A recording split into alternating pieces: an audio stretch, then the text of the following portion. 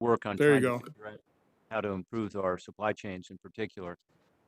I've had this conversation in person times. I know you're a sincere champion of American reshoring,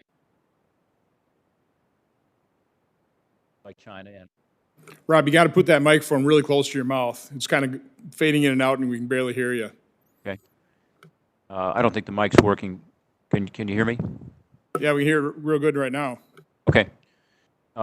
You just testified, Admiral Polochik, that we are ramping up domestic production to meet the COVID challenge. We are preparing America by increasing U.S. production. As you know, and again, I know you're sincere about that, but this joint acquisition task force that's vetting contracts, because it shifted now over to DLA, they are vetting contracts to supply PPE over the next 90 days. And as Chairman Johnson said earlier, you've got to have that demand signal. You've got to have that long-term contract to make the investment to actually bring this PPE production back to America. And I just haven't seen an indication that this Joint Acquisition Task Force and DLA are issuing these needed long-term contracts for PPE. These companies need the certainty to be able to make the investment. It's a huge investment. It's the right thing to do. And my question to you, I guess, would be about that. How a company I've talked to you about that is got an exciting plan to actually bring textile production back to America. They are already, they sheets and towels already. See Mitt Romney's listening to us. They provided them to the Marriott Corporation, which then can say they have a country that can do this, and they have U.S. sheets and towels and other linens. So they can't do it unless they'd like to make reusable gowns here in America, but they can't do it unless they have these long-term contracts. So I want to know, one, what your view is on that. On the record, do you agree that it's in the national interest to make the United States?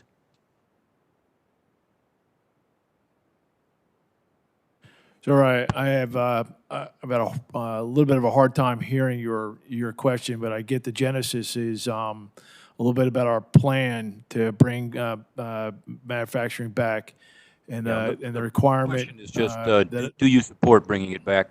Do you support reshoring? Yes, sir. Right. So significantly, I don't think we could be ready for any future pandemic, and so a little bit longer lens than just say for a second wave in the fall. I've talked about a vignette from unfortunately I bring a lot of DoD with me, right? So you can't be resilient and ready if you're not managing your supply chains and managing the production of required resilient items. So let me give you an example. While the Navy has full magazines of Tomahawk cruise missiles, we still buy Tomahawk cruise missiles every year and keep them on low rate production, right? And so that's so we can surge. That same mentality, I believe, has to happen in the healthcare area. We are working to aggregate demand, and so the slides that the committee got about demand, we're working to aggregate that long-term demand and bring that to industry to say, hey, look, this is the repeatable long-term demand for healthcare items, not just personal protective equipment. Admiral, let me ask you a follow-up on that then. Do you agree that in order to do that, we need to have, in addition to the short-term contracts for immediate need, I get that, but do we need to have these long-term contracts in order to provide that demand signal for these U.S. manufacturers so that they do bring production back to these shores? Right. Yes, sir. So I am busily in the process of aggregating demand across DoD, the National Stockpile, VA, and then in consultation with each state through their regional administrators to understand what the states would desire to stockpile, kind of 3 levels of inventory there, and bringing that national demand forward. I would also say that there will be work that the administration must do on the right backstopping to make sure that the items don't go back overseas. But there is a need for having long-term demand with stable funding. Great, thank you. Could you tell us when DoD is going to issue long-term contracts to companies who are looking to bring PPE back to our shores? So, sir, we are continuing to do that right now. We've asked the Defense and Logistics Agency essentially for a first wave of items. I think that was $450 million. That'll be followed up by several billion. And then as you bring forward DoD's requirement, the VA's requirement, and the state's requirements, that number will be quite large, and we'll be sharing that with industry as we go. And we continue to work the backstream, the raw material pieces of these supply chains. So we have pending Defense Production Act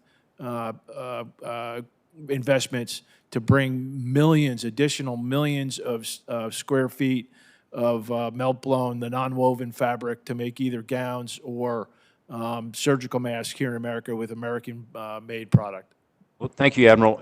I agree with you. We need to have these long-term contracts to provide that demand, and I hope that you will get DLA to do that quickly. Admiral Giroir, thank you for all of your help with Ohio. I've had the opportunity to work with you on a number of projects. Right now, we need more testing in Ohio. We are the 43rd in the country in testing per capita, even though we are the 7th most populous state. We've got a real issue with testing. We need the help. We have the Thermo Fisher tests, as you know. They're heavily reliant on people, on staffing. Don't have enough lab technicians necessary to be actually running these tests, so we've been trying to work with you all to get other tests into Ohio, particularly tests that require less of that staffing. My understanding is that you've been willing to work with Ohio on that, but we're still not there. My question for you is, what can we do to get more testing into Ohio? The Logic test in particular is one that you have access to that we need in Ohio. 70% of our state's deaths looks like occurred in nursing homes, compared to only a quarter of those deaths nationally. And that's an example where we just need more testing so that in congregate settings like that, we can be sure the virus is not spreading because we do not have insights into what's happening without testing. Can you give us a sense of where we are in terms of getting those tests to Ohio? Yes, thank you, Senator, and I really appreciated our calls that we've had multiple times during the pandemic. Thank you. In addition to working with your state in the plan that we outlined, we probably a week ago had a special session with all of your leadership in Ohio because the governor was concerned about the relatively lower performance of Ohio compared to other states. The good news is that's changed pretty dramatically over the past couple of weeks. So when we met with your teams, your state health official, your state person who ran the laboratories, a whole multidisciplinary team, it looked like things were really on track, and I do think they are. You did very, very well with your May goals, really within a stone's throw of achieving exactly your May goals for testing. So that's excellent. In terms of specific machines, I just wanted to clarify this, is that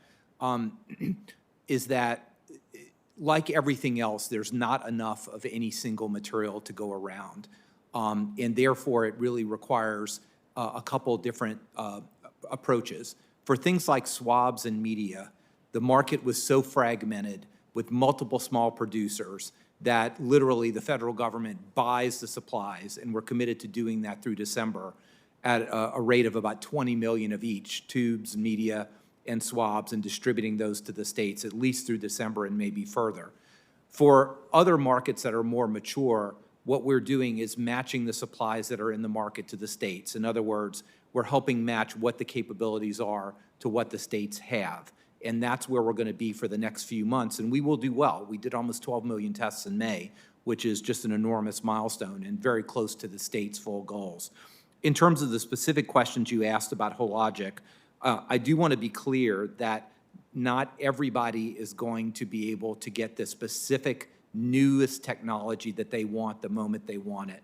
We're going to have to deal with the existing technologies. I call them the Ford trucks. I had a Ford truck. I love my Ford truck. It gets me places, but it is not, a sports car, right? So the sports cars in the laboratory environment, like the Hologic Panther, They are new items, they're being ordered, and we track down, and Ohio is actually getting, I think, 2 or 3 of their machines within the next couple of weeks. So that's kind of where we are. Ohio is doing much better, really moved up the charts in the last couple of weeks, and your team seems to be satisfied, and we'll continue to work with them individually at any time. They're a really professional, highly skilled, and collegial team, and we really enjoyed working with them. Thank you, Admiral. My time has expired, but we appreciate your service and the service of all the folks who work with you. Senator Romney.